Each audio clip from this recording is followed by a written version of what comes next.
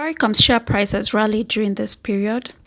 We've seen the share price increase from a low of 26.2 shillings in March last year. That was when the pandemic hit, to a high of 37 shillings this year. This has led to an increase in the market cap, which currently stands at 1.5 trillion. As Safaricom's share price has increased, we've seen its composition in the NSE increase from 42% 2 years ago to 60%. Some of the drivers for an increase in prices include an increase in foreign investor interest, an expectation for an increase in earnings. During this period, very few companies are likely to record an increase in earnings as the pandemic has hit a number of their businesses, whereas Safaricom has been relatively unaffected, and so it's one of the companies that will actually see an increase in EPS.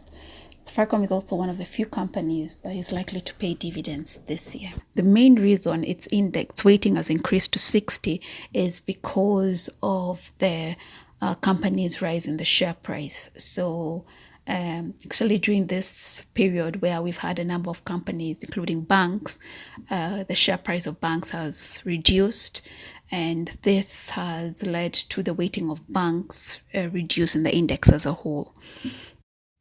Our expectation is that as the market recovers this year, Safaricom's weighting in the NSE will reduce because other companies' weighting will increase as the share price increases.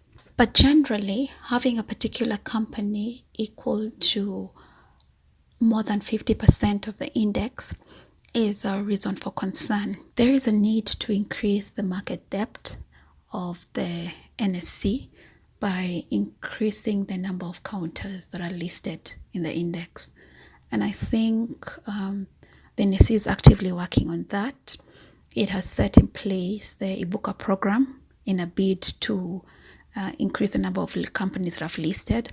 Last year, we saw the listing of Homeboys, and our hope is more companies will continue to list. In particular, it would really help if large institutions were to list because that would mean that the weighting in that index would be larger. The next question is, we're seeing foreign investors dump the stock. Well, I wouldn't really call it dumping. It's more profit taking. We've seen Safaricom hit highs of 37. Basically, it's been a constant high, all-time high for maybe the past maybe 6 weeks. So it's more profit taking, and we're still seeing some significant foreign demand. It doesn't indicate any trouble at the moment. In terms of rebound and recovery, I'd say the outlook is generally positive for Safaricom. Some of the upcoming products are in wealth management, that is the Mali product. We also have insurance, partnership with Visa, which is expected to come on board, I think, by March. And another big one, but also long term, is a partnership with Alipay to develop M-Pesa into a super app. Of course, this is probably on hold as we wait to because of recent troubles of Alipay in China. But of course, since also it's a long-term play, we think it will eventually be a plus for Safaricom.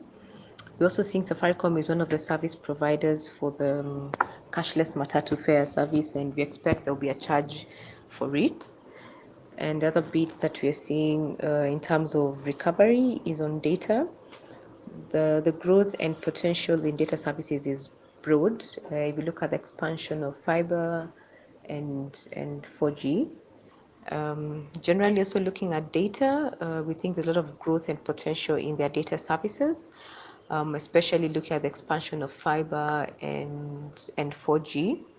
And of course, where they can't reach with fiber, they hope to use now 4G to close the gap. So we think generally Safaricom looks like it's evolving into more of a fintech.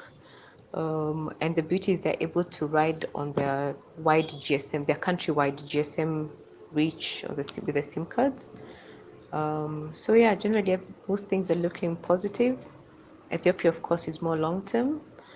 And the the only bid that had a mixed opportunity. We're not really saying it's negative.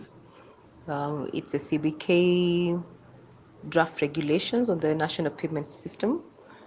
It's going to focus more on customer centricity, digitization, and inclusiveness. And a lot of the current players in fintech might have to open up their customers to more reach and allow for easy customer switching. Yes, but generally it's not really negative. Thank you.